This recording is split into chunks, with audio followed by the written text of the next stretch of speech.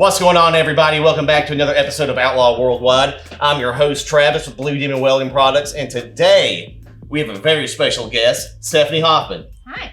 How you doing? I'm doing great. All right, so Stephanie, you are the host, you are the face, of AWS, are you not? Yeah, a little bit. I guess you could, that's kind of like my pseudo title. Maybe my actual title with the American Welding Society is I am the Program Manager of Workforce Development. Okay, gotcha. Now, what does that title include? What do you do?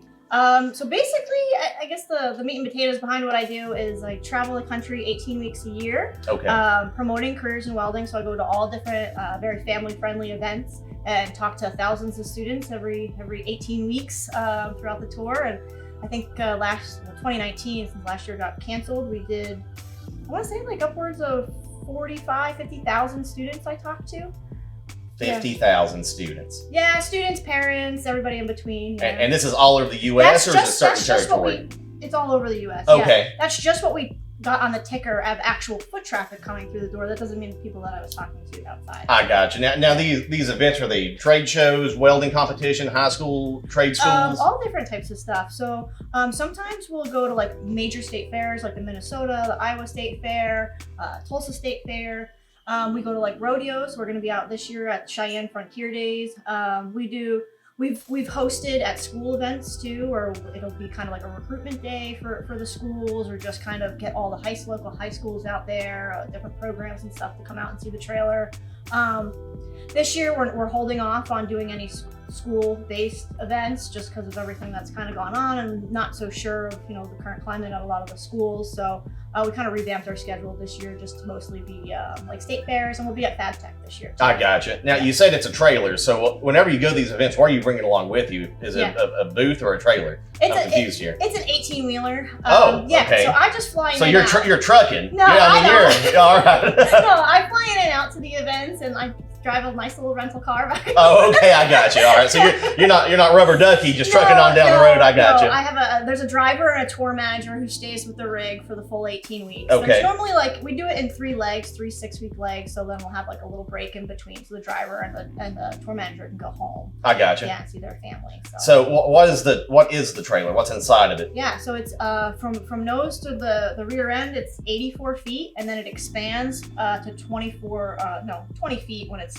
open. So inside the trailer, we only have the virtual welding simulator. So okay. It's an exhibit that's open for everybody to come in. It doesn't matter if you're 3 or you're 303. It's for anybody that's 303 not coming on there. But I gotcha. That'd be weird. I'd be like Tales from the That'd be kind of creepy too. All right, so with that Vertex machine, you say it's like a virtual reality welder and stuff like that. What can they do on it? So we have them set up for stick welding and MIG welding. Okay. And then at the MIG welding setup, we also offer a $1,000 scholarship to anybody who has the highest score for the day, and the scholarship's good for 5 years and be used at any welding program across the country. So any. Yeah. So it's not dedicated to the local school like that. Whatever school you want to use for that. So we could be in Cheyenne, Wyoming, and they want to go to Arkansas Elite or Kentucky Welding Institute, and they can use that scholarship there. Awesome. All right, so we got you traveling around the world and all that stuff. What are you doing when you're not traveling? When I'm not traveling, I'm still doing a lot of stuff for the American Welding Society. Okay. I also have I guess I can say it, I got a show coming out on a big streaming platform. Okay. Netflix. Netflix. All right. Very well. So that's coming out soon. And then I run a fabrication business. Okay. So what's the name of the fab shop that you have? It's Underground Metalworks. Okay, I gotcha. Yeah. I think I've seen that one on Instagram once or twice there. You building some stuff? Yeah, I build a lot of cool stuff. Mostly like signage and custom furniture and fire pits and stuff like that. I gotcha. Now, are you just like the sole employee of that business, or do you have employees that work for you? I have employees. Okay, I got you. You're not just one person show, just winning all the time. I got you. All the time. It's just impossible. The workload is just sometimes too much. So I do have 2 people that'll come and work for me. Sometimes 3, mostly just 2 of them. And they come for anywhere between 20 and 30 hours a week between them. But yeah, I get them from the local vocational program down the road. So, okay. Basically what I have them do is most of the grunt work, the sanding, the finishing stuff off and stuff like that. Most of the heavy fab stuff, if it's anything aluminum, I'm doing it. But some of the steel stuff, the more basic things, I use it as kind of like teaching tools for them and kind of, you know.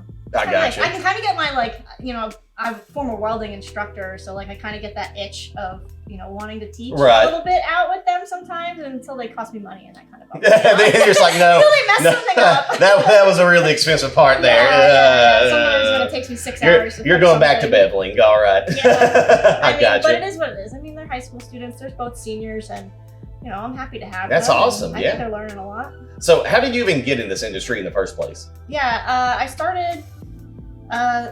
Gosh, I think it's 22 years. This is my 22nd year since I first picked up a rod. Okay. So I first started with this stick welding, and my dad ran a paving company, and he was super enamored with the welders, and he wasn't one. So I think he just kind of really respected what they did because he couldn't do it himself. So I would go there, and he finally let me try it, and I started to, you know, kind of dabble in it. And then, you know, a year or two later, it was my, you know, time to go into high school and pick my electives, and they had a welding program there. So I took the class, and I took it for 2 years for my freshman and sophomore year, and then junior and senior year, I was one of the first females to go to the vocational school in my area. So I'm graduating. So. Oh, I got you. Yeah. And then after that, you just started in the welding field. Was there any certain, you know, form of welding that you really enjoyed more than the other that you just pride yourself in? Yeah, I think when I first went in, everybody's, you know, stick welding is where you make all your money, and that's what gives you the most, like, street cred, right? You got to be a pipe welder. You got to be a pipe welder. And that's right. You got to have the starch pants and be looking sharp. Got to have that. Make your money. So of course, that's what I started doing. I was doing like big hydraulic pressure vessels and like recapping and doing like just stuff like that. And I don't know, I didn't like the guy that I was working for a whole lot, so I was like, let me go and see what else is out there. And I found out about this job doing, you know, anodized aluminum pipe work, and I had never done it before. I went there to interview, and I was like, I don't TIG weld. I don't know what I'm gonna do here. I was only a junior or senior in high school at this time, and I was just like, I'm gonna give it a try, but I'm gonna just stick weld. Right. You know? There's no way I'm leaving high school and not going into full-time into the pipe industry.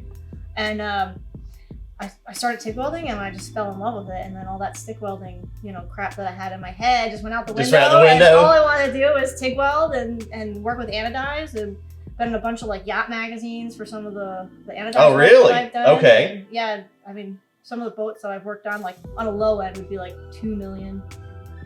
So just a little raft, basically, a little life preserver you've been working on. Yeah, so then that's kind of where my passion lied for a long time, and then fell into teaching when my daughter was really young, and just wasn't, you know, wanted to have something that I thought was going to be like more of like a regimented schedule, and having those summers off was so boring. And I fell in love with teaching, cried my first paycheck, but I didn't care. I was commuting 2 hours each way to work.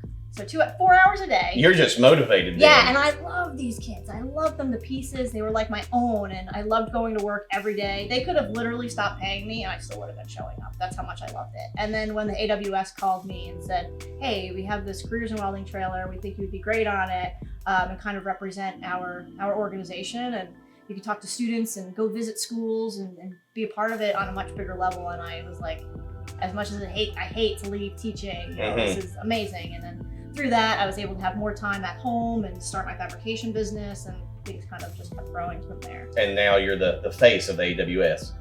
I guess. I mean, it's not official. I got you. All right, so are you a tattoo artist by any chance? No. No, okay. No. I was looking at have you ever tattooed yourself at all? No, never. Actually. You've never tried it? No. You never tried to save some money? Just doing it yourself? You're like, you know what? You know how I saved money? How? Is I have a talent, and it's called welding, and tattooers need cool stuff made, custom stuff. Okay. And if you're watching and you know you want to get tattooed, maybe make something for your tattoo do some artist. trades. I got you. So I got you. bartered. So I have tattooed basically ankle to the side of my head, and pretty much mostly all off barter. Some of them I paid for, but friends, you know. So I got you. Yeah, I don't think you're just gonna walk into a tattoo parlor and be like, "Hey, man, I'll weld you a new door." Yeah, no. Will you give me a full back piece? Appreciate it. But you know what happened? It was like just like anything else. You know, one person asked for something and then saw that I was willing to barter for stuff. So then the next person was like, "Hey, you know, my wife wants this Little Mermaid fork thing for her kitchen. Can you make something?" So I make a big aluminum fork that has like a a shell handle to it and stuff, and you know, I got my like stomach and stuff tattooed. I gotcha. You know, so it was just always kind of like that. And then I did like roll cage and front and rear bumpers and a roof skin and a Suzuki Samurai for an off-road truck that's supposed to go to like Moab, Utah or something for a leg sleeve. Right. Yeah. Fair, so definitely fair trade. Yeah. Seriously fair trade. Absolutely. So Because tattoos get expensive. Yeah, and you know what else was cool was a lot of the work that I was doing, I was bringing it to my VOTEC program that I was teaching at, and you know, I would be like, hey, listen, You were using child labor. Yeah, no, it was like I would use it as like ways to kind of make my curriculum fun. Oh, okay, I so gotcha. like the different fab projects, or just for the students to see the things that I was making, like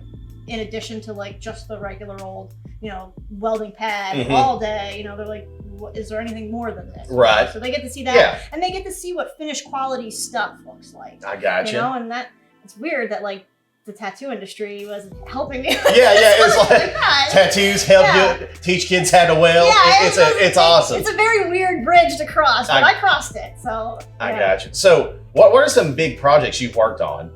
I mean, just thinking about what you just told me, and then like what are some like larger scale projects that you worked on other than working on your nice $200 million yachts? Yeah, I mean the yachts were always like the big stuff, and then it's just always been like furniture. Like I've done some furniture for like Joe Coy, famous comedian. Okay. Furniture piece for him, all like engraved copper and stuff like that. And then mostly tattoo artists, you know, and people that might not know. So, but like any like real famous ones that ever had a TV show or anything like that, or popular on Instagram?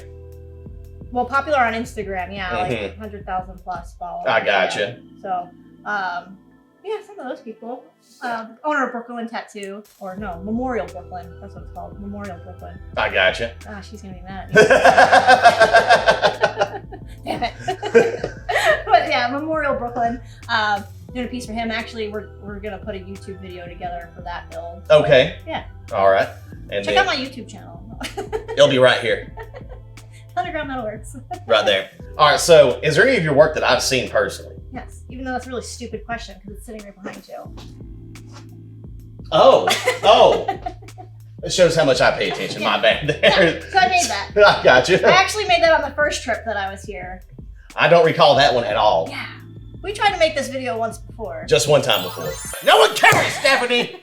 Well, I care. I'm the guest! I should get a charcuterie one! You're telling me charcuterie and you give me pepperoni and cheese! I will take you to H-E-B to make your own charcuterie board after this, okay? If I didn't feel bad about whoever went and bought this from Walmart, I would have thrown this at you. It's definitely from Walmart. You can throw it at me anyways. It costs only $6.99. I'll give them cash money. Thank you so much, and get the fuck out of my bar! It was a disaster. Yeah. Never again are we drinking that much and say, let's upload this to YouTube. No, it's bad. Maybe one day. Maybe one day when we're all retired and we're not worried about anything. All right, guys. Thank you all for watching another episode. Make sure y'all follow us and go to outlawworldwide.com. We got to keep the lights on in here, okay? It gets really expensive. And y'all can buy just some awesome merch that we have laying around in piles ready to go to your home today. Stephanie, thank you so much for coming here. Where can people follow you at? Underground Metalworks, basically on Facebook, Instagram, and YouTube. And TikTok, it's like Underground Metal, I think. Very well. You heard it from her, guys. Thanks y'all so much. Y'all take it easy.